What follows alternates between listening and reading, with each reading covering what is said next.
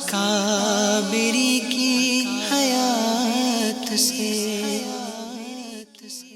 الحمدللہ رب العالمین والصلاة والسلام علی سید الانبیاء والمرسلین، اما بعد فاعوذ باللہ من الشیطان الرجیم، بسم اللہ الرحمن الرحیم۔ الصلاة والسلام علیک یا رسول اللہ وعلی آلک واصحابک یا حبیب اللہ۔ الصلاة والسلام علیک یا نبی اللہ وعلی آلک واصحابک یا نور اللہ صلی اللہ تعالی علیہ وآلہ وسلم۔ اللہ پاک کے آخری نبی مکی مدنی محمد عربی صلی اللہ تعالی علیہ وآلہ وسلم کا فرمان عالی شان ہے، جو مجھ پر 10 مرتبہ صبح اور 10 مرتبہ شام درود پاک پڑھے، قیامت کے دن میں اس کی شفاعت کروں گا۔ صلو علی الحبیب صلی اللہ تعالی علی محمد صلی اللہ تعالی علیہ وآلہ وسلم۔ FGN چینل کے ناظرین، پروگرام ہے رحمت بھری حکایات۔ آج بھی کچھ حکایتیں انشاءاللہ عز و جل ہم اپنے سلسلے میں شامل کریں گے، اور کچھ اقوال بھی ہم اپنے بزرگوں کے سنتے ہیں۔ کوشش کریں کہ آپ کے پاس کچھ نوٹ بک بھی ہو، پین ہو، اور آپ اس کو لکھ لیں۔ انشاءاللہ تبارک و تعالی یہ مدنی پھول اور بزرگوں کے اقوال انشاءاللہ عز و جل آپ کو بہت یہ دنیا و آخرت میں فائدہ پہنچائیں گے۔ آج ہم جن کا تذکرہ کرنے جا رہے ہیں بڑی ہی پیاری شخصیت ہیں، اور اللہ تبارک و تعالیٰ نے بڑا بلند مرتبہ انہیں عطا فرمایا، اور نبی کریم صلی اللہ تعالیٰ علیہ وآلہ وسلم نے ان کے متعلق ارشاد فرمایا کہ میرے بعد اگر کوئی نبی ہوتا تو وہ عمر نبی بن کر آتے۔ لہٰذا آج ہم حضرت سیدنا عمر فاروق اعظم رضی اللہ تعالیٰ عنہ کا ذکر خیر کریں گے۔ آئیے سب سے پہلے حضرت سیدنا عمر فاروق اعظم رضی اللہ تعالیٰ عنہ کے متعلق کچھ معلومات حاصل کرتے ہیں کہ آپ کا نام، اور پھر آپ کی زندگی کے کچھ حالات، اور پھر اس سے ریلیٹڈ کچھ اور باتیں انشاءاللہ عز و جل ہم سیکھیں گے۔ خلیفہ دوم، جانشین پیغمبر، وزیر نبی اطہر، امیر المؤمنین حضرت سیدنا عمر فاروق اعظم رضی اللہ تعالیٰ عنہ کی کنیت ابو حفص اور آپ کا لقب فاروق اعظم ہے۔ ایک روایت میں ہے آپ رضی اللہ تعالیٰ عنہ 39 مردوں کے بعد، یعنی 39 لوگوں کے بعد، مردوں کے بعد،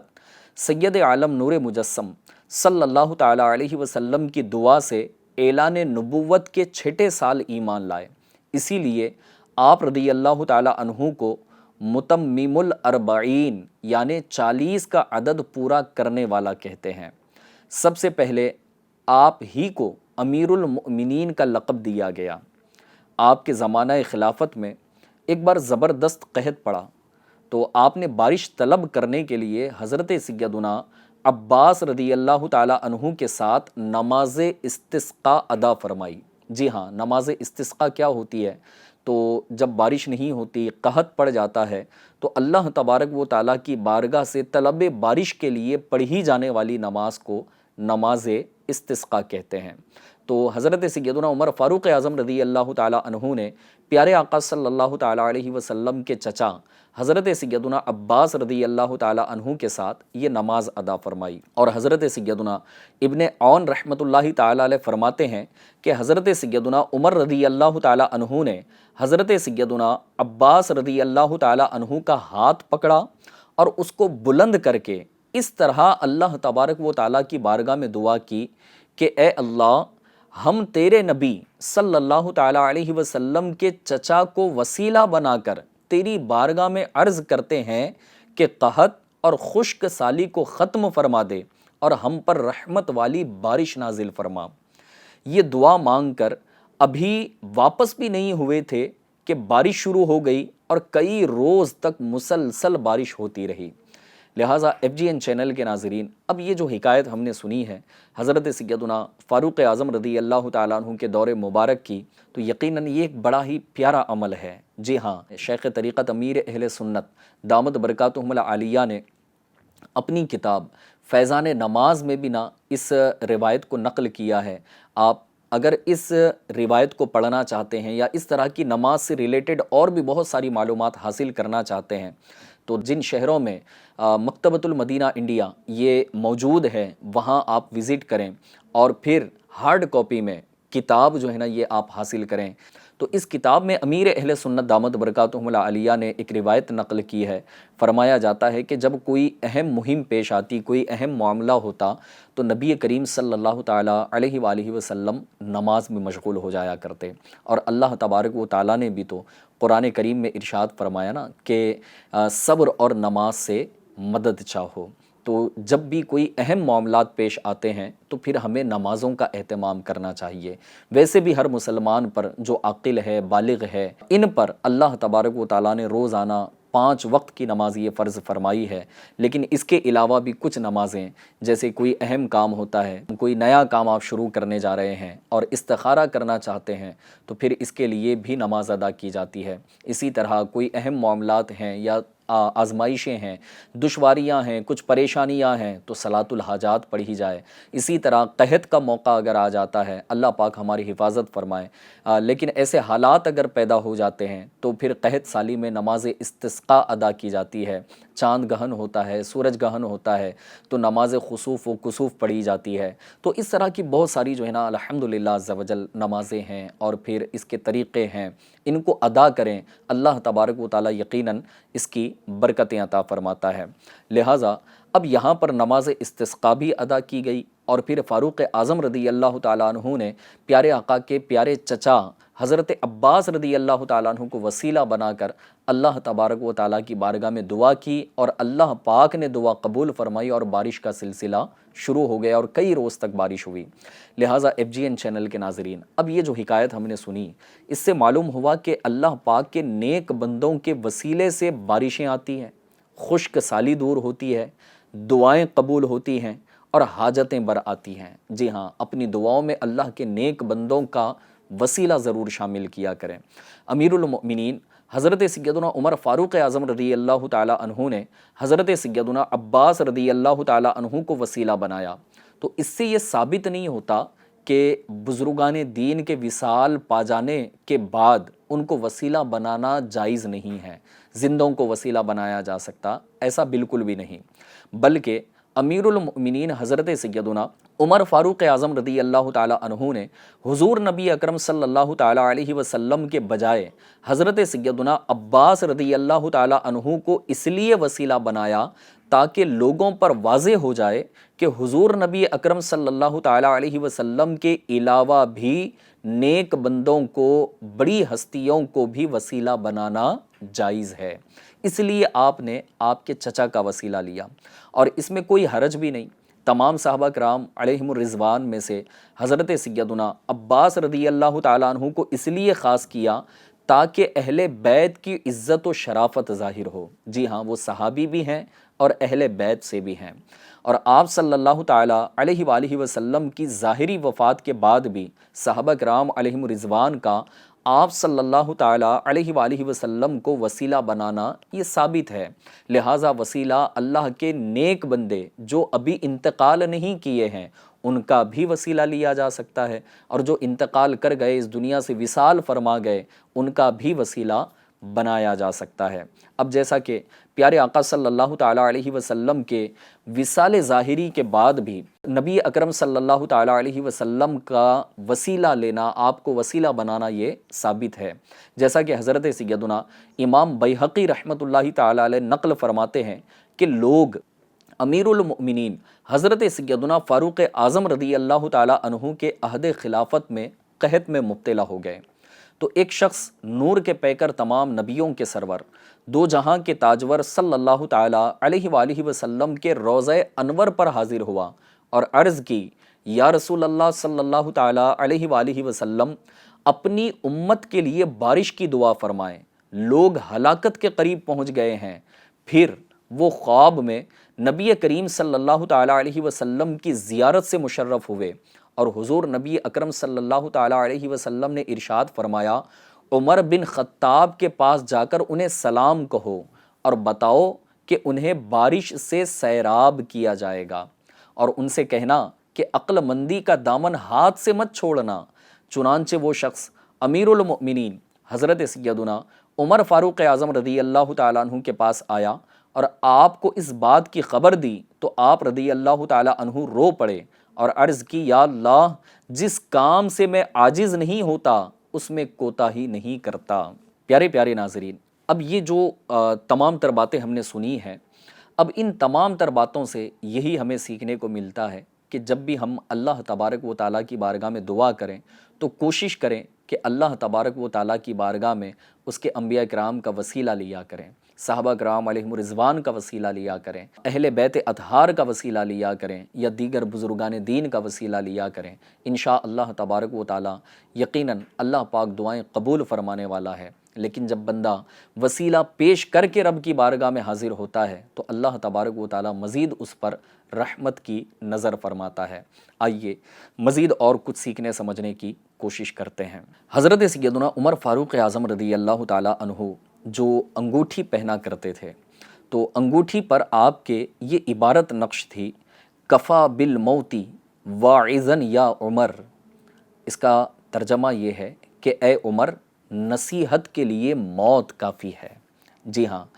کبھی کبھی ہوتا ہے نا کہ جب ہم بڑوں کے پاس جاتے ہیں یا علماء کے پاس بیٹھتے ہیں یا پیر صاحب کے پاس اپنے جانا ہوتا ہے، مرید اپنے پیر سے ملاقات کرتا ہے اور کہتے ہیں کہ حضرت کوئی نصیحت والی بات بتا دیں، کوئی اچھی بات بتا دیں تاکہ میری آخرت بہتر ہو جائے، میں اس پر عمل کرنے والا بن جاؤں۔ لیکن فاروق اعظم رضی اللہ تعالیٰ عنہ نے کتنی پیاری بات ارشاد فرمائی کہ نصیحت کے لیے موت کافی ہے۔ جب بندہ اپنی موت کو ہر وقت اپنے پیش نظر رکھے گا، یعنی موت کو یاد رکھے گا کہ ایک دن مجھے اس دنیا سے جانا ہے، جب بھی کوئی کام کرے، جب نماز پڑھے یہ سوچے کہ شاید یہ میری زندگی کی آخری نماز ہو، تو پھر کس لگن کے ساتھ، اخلاص کے ساتھ، للہیت کے ساتھ، خشوع و خضوع کے ساتھ نماز ادا کرے گا۔ اسی طرح قرآن کریم کی تلاوت کرنے کا موقع ہو تو بندہ یہی سمجھے کہ شاید اب کی بار یہ میری آخری تلاوت ہو اور اس کے بعد پتہ نہیں دوبارہ پھر مجھے تلاوت کا موقع ملے یا نہ ملے۔ الغرض کہنے کا مقصد یہ ہے کہ جب بھی کوئی عبادت کی جائے اگر اسے آخری سمجھ کر کیا جائے تو شاید اخلاص بھی نصیب ہوگا،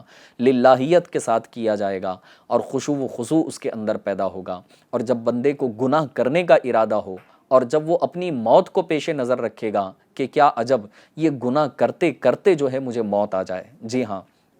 سفر پر جا رہے ہوں اور پھر لوگ یہی سمجھتے ہیں نا کہ یار سفر میں تھوڑا سا دل لگنا چاہیے، بورنگ سفر نہ ہو، تو پھر اب لوگ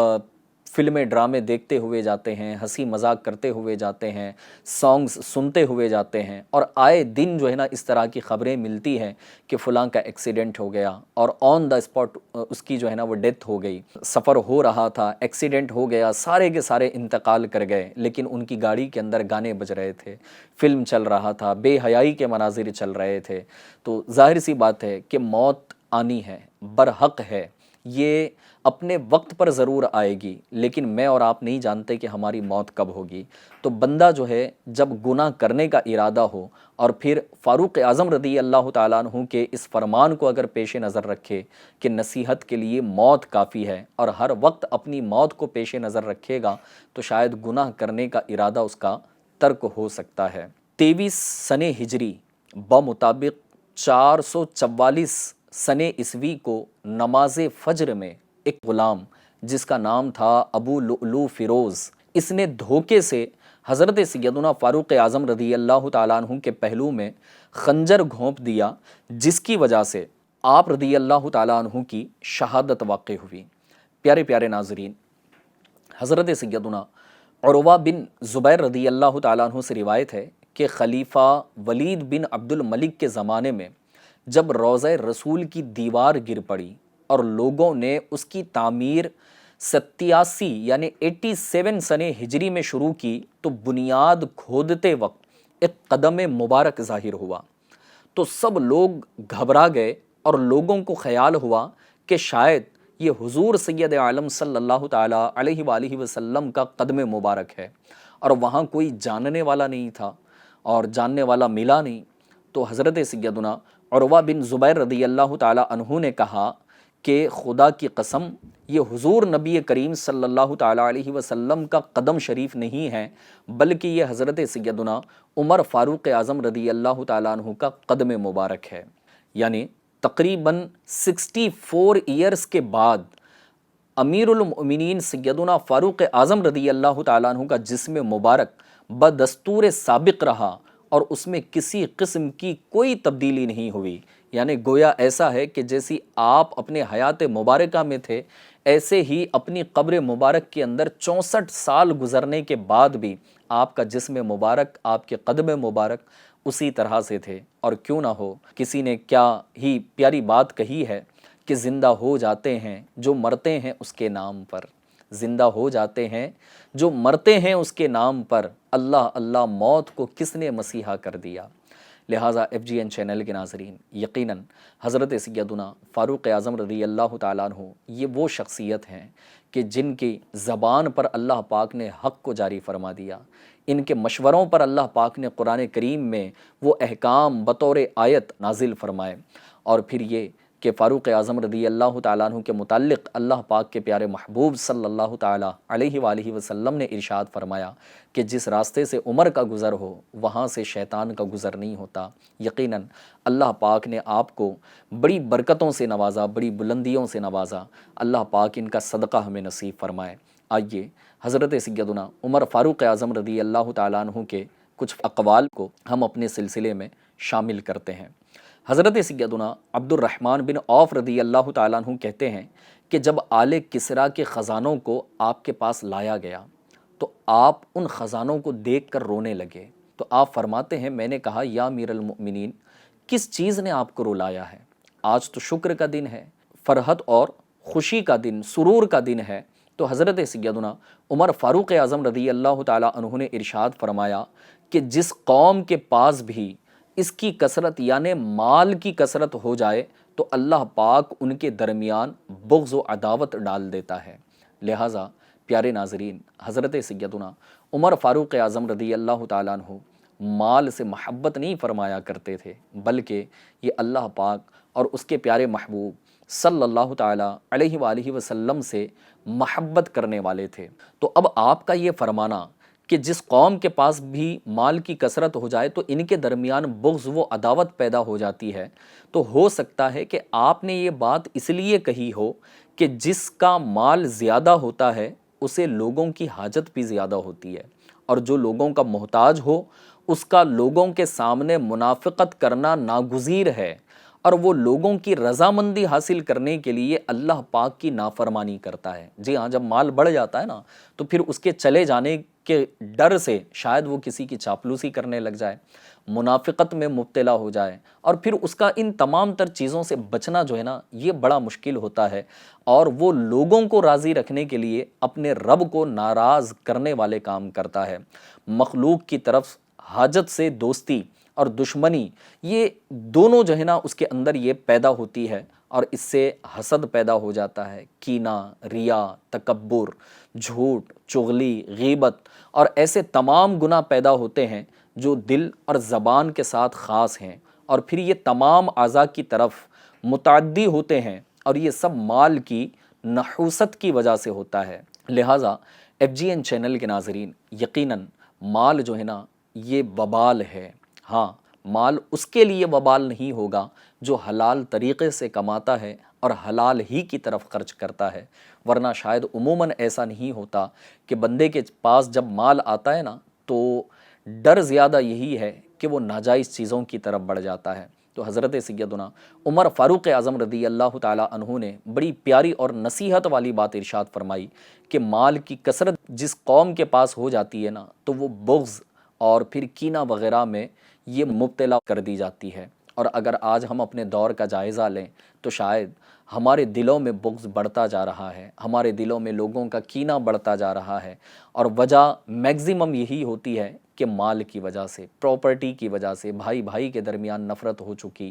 بہن بھائی کے درمیان نفرت ہو چکی، دوست دوست کے درمیان جو ہے نا دراڑیں پیدا ہوتی ہیں، یا جو پارٹنرشپ میں بزنس کر رہے ہوتے ہیں تو ان دونوں پارٹنرز میں جو دراڑیں پیدا ہو جاتی ہیں، تو یہ مال ہی تو ہوتا ہے، یہ پراپرٹی ہی تو ہوتی ہے جس کی وجہ سے بغض، کینہ اور اس طرح کی چیزیں پیدا ہو جاتی ہیں۔ پھر اس کے متعلق جھوٹ بولنا ہم شروع کر دیتے ہیں، اس کے متعلق چغلیاں کرنا شروع کر دیتے ہیں، اسی کے متعلق جو ہے نا غیبتیں کرنا شروع کر دیتے ہیں، اس کی ترقی کو دیکھ کر پھر دل کے اندر حسد پیدا ہو رہا ہوتا ہے، اور پھر جب اگر مال ہمارے پاس زیادہ ہو جائے اور اس کے پاس کم ہو جائے تو پھر ہم تکبر میں مبتلا ہو جاتے ہیں۔ تو اس طرح کی نہ جانے کتنی جو ہے نا باطینی بیماریاں یہ انسان کو گھیر لیتی ہے۔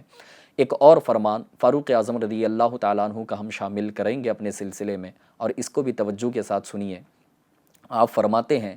کسی کی تعریف کرنا گویا اسے ذبح کرنا ہے۔ جی ہاں، تعریف یقیناً کرنی چاہیے۔ ظاہر سی بات ہے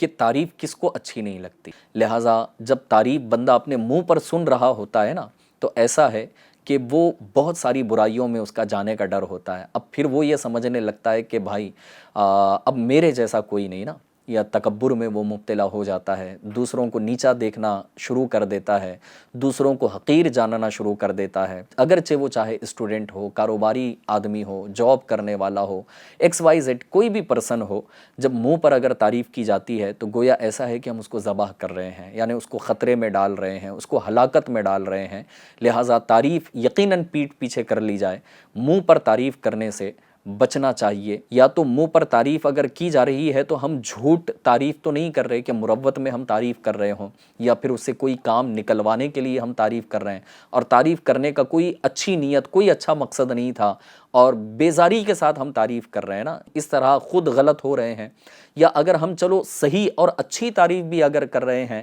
یا تو پھر ہم سامنے والے کو ہلاکت میں مبتلا کر رہے ہیں۔ پھر اسی طرح ایک اور فرمان حضرت سیدنا فاروق اعظم رضی اللہ تعالیٰ عنہ کا، آپ فرماتے ہیں کہ آدمی کے بے عقل ہونے کے لیے اتنا ہی کافی ہے۔ کیا کافی ہے؟ سنیے گا آپ، اور آپ کو بھی سن کر بڑا تعجب ہوگا کہ کیسی بات فاروق اعظم رضی اللہ تعالیٰ عنہ کہہ گئے، اور کہیں ایسا تو نہیں کہ ہم یہ کام کرنے والے ہیں۔ آپ فرماتے ہیں کہ آدمی کے بے عقل ہونے کے لیے اتنا ہی کافی ہے کہ اسے جب بھی کسی چیز کے کھانے کی خواہش ہو تو اسے کھا لے۔ اب ہم غور کر لیں کہ بھائی ہمارے دل کے اندر جب کسی چیز کے کھانے کی خواہش ہوتی ہے تو ہم کیا کرتے ہیں، اور یہ بڑا جامع فرمان ہے کہ بندہ جب اپنی خواہشات کے پیچھے ہو جاتا ہے نا، تو پھر وہ بڑی ہلاکتوں میں مبتلا ہو جاتا ہے۔ مجھے قرآن کریم کی آیت کا ایک حصہ جو ہے نا وہ یاد آ رہا ہے، جس کا مضمون کچھ اس طرح سے ہے کہ جو اپنی نمازوں کو بھولے بیٹھے ہیں اور اپنی خواہشوں کے پیچھے چلنے والے ہوتے ہیں، تو ان قریب وہ غی کا جنگل پائیں گے، اور غی جہنم کی ایک وادی ہے، یہ بڑی خطرناک وادی ہے۔ فرمایا جاتا ہے کہ جب جہنم کی آگ بجھنے پر آتی ہے نا، تو غی جو یہ وادی ہے، اس کے اندر ایک کنواں ہے جس کو ہب ہب کہتے ہیں، اللہ تبارک و تعالیٰ اس کنویں کو کھول دیتا ہے تو پھر جہنم کی آگ یہ بدستور دوبارہ پھر سے جلنے لگتی ہے۔ وہ ان لوگوں کا ٹھکانہ ہے جو اپنی نمازوں کو بھولے بیٹھے ہیں اور اپنی خواہشوں کے پیچھے چل رہے ہوتے ہیں۔ تو فاروق اعظم رضی اللہ تعالیٰ عنہ نے یقیناً یہ حق فرمایا ہے کہ بندے کا بے عقل ہونا صرف اتنا ہی کافی ہے کہ جو اسے دل میں آتا ہے نا کہ یہ چیز کھا لوں، تو پھر وہ کھانے لگ جاتا ہے۔ اللہ کریم ہمیں بیجا خواہشات سے اور ناجائز خواہشات سے بچنے کی توفیق نصیب فرمائے۔ آئیے ایک بڑی ہی پیاری حکایت فاروق اعظم رضی اللہ تعالیٰ عنہ سے ریلیٹڈ اپنے سلسلے میں شامل کرتے ہیں، اور پھر اس کے بعد اختتام کی طرف بڑھتے ہیں۔ حضرت سیدنا ابو بکر عبداللہ بن محمد بن عبید المعروف امام ابن ابی دنیا رحمۃ اللہ تعالیٰ علیہ نقل فرماتے ہیں کہ حضرت سیدنا عباس رضی اللہ تعالیٰ عنہ نے فرمایا کہ مجھے امیر المؤمنین حضرت سیدنا عمر بن خطاب رضی اللہ تعالیٰ عنہ کو ان کے وصال کے بعد خواب میں دیکھنے کی شدید خواہش تھی۔ تقریباً 1 سال کے بعد میں نے انہیں خواب میں اس حال میں دیکھا کہ آپ رضی اللہ تعالیٰ عنہ اپنی پیشانی سے پسینہ پونچھ رہے ہیں اور فرما رہے ہیں کہ میں ابھی ابھی حساب و کتاب سے فارغ ہوا ہوں، اگر میں اپنے رب کریم کو رؤوف و رحیم نہ پاتا تو قریب تھا کہ میری خلافت مجھے لے ڈوبتی۔ جی ہاں، اب یہ کون ہے؟ فاروق اعظم رضی اللہ تعالیٰ عنہ فرما رہے ہیں، چونکہ آپ مسلمانوں کے خلیفہ رہ چکے اور ایسے خوف خدا والے کہ آپ فرماتے ہیں کہ دریائے فرات کے کنارے اگر بکری کا بچہ بھی پیاسا اگر مر جائے تو عمر اس بات سے ڈرتا ہے کہ کہیں اللہ پاک قیامت کے دن اس کا حساب مجھ سے نہ لے لے۔ اور 1 سال کے بعد خواب میں جو ہے نا وہ آپ تشریف لائے حضرت سیدنا عباس رضی اللہ تعالیٰ عنہ کے، اور فرما رہے ہیں، آپ فرماتے ہیں کہ میں ابھی ابھی رب کی بارگاہ میں حساب و کتاب سے فارغ ہوا ہوں، اور فارغ ہوئے تو ہوئے، لیکن ساتھ ہی ساتھ فرما رہے ہیں کہ اگر میں اپنے رب کو رؤوف اور رحیم نہ پاتا تو قریب تھا کہ میری خلافت مجھے لے ڈوبتی۔ اب آپ غور کریں کہ فاروق اعظم رضی اللہ تعالیٰ عنہ جیسی شخصیت کہ جس کی فضیلت پیارے آقا صلی اللہ تعالیٰ علیہ وسلم نے جا بجا ارشاد فرمائی، اور پھر اتنے بلند مرتبہ شخصیت ہوں کہ پیارے آقا نے فرمائے کہ میرے بعد اگر کوئی نبی آتا تو وہ عمر نبی بن کر آتے، لیکن میرے بعد کوئی نبی نہیں آئے گا بلکہ اللہ نے مجھے آخری نبی بنا کر پیدا فرمایا، جن کی اتنی فضیلتیں ہوں، اور پھر یہ 1 سال تک رب کی بارگاہ میں حساب و کتاب دیں، اور پھر فرما رہے ہیں کہ اگر میرا رب مجھ پر رحم نہ فرماتا، یعنی میں اپنے رب کو رؤوف و رحیم نہ پاتا، تو قریب تھا کہ میری خلافت مجھے لے ڈوبتی۔ تو یقین جانیے دنیا کے اندر منصب کا مل جانا بہت اچھا لگتا ہے، بڑی پوزیشن پر پہنچ جانا بہت اچھا لگتا ہے، طاقت و قوت کا مل جانا بہت اچھا لگتا ہے، لیکن کہیں ایسا تو نہیں کہ پھر ہم قیامت کے دن حساب و کتاب میں پھنس جائیں اور اللہ پاک اگر ہمارے ساتھ انصاف فرما دینا، اور وہی بڑھ کر انصاف فرمانے والا ہے، اگر ہمارا اعمال نامہ کھولا جائے اور بڑے انصاف کے ساتھ اگر ہمارا حساب کتاب کیا جائے نا، تو پھر ہمارا مقدر ہی جہنم ہوگا۔ جی ہاں، اگر اللہ پاک رحم فرما دے تو اس کے رحم اور اس کے کرم کی برکت سے اور اس کے محبوب کے صدقے یقیناً ہم جنت کی طرف جائیں۔ لیکن پیارے ناظرین، غور کرنے والی بات یہ ہے کہ اگر آپ کو اللہ پاک نے کوئی منصب دیا ہے، کوئی عہدہ دیا ہے، آپ ایک کوئی بڑی پوزیشن پر ہیں، بھلے ہی آپ دنیاوی اعتبار سے ہوں، دینی اعتبار سے ہوں، یا اپنے خاندانی اعتبار سے ہوں، یا دوستوں کے درمیان ہو، یاد رکھیے ہر ایک کے ساتھ عدل کا معاملہ کیجئے، ایک دوسرے کے حقوق ادا کرنے کی کوشش کیجئے۔ یقین جانیے کہ مرنے کے بعد حساب کتاب کی سختیاں اور اس کی مشقتیں، اس کی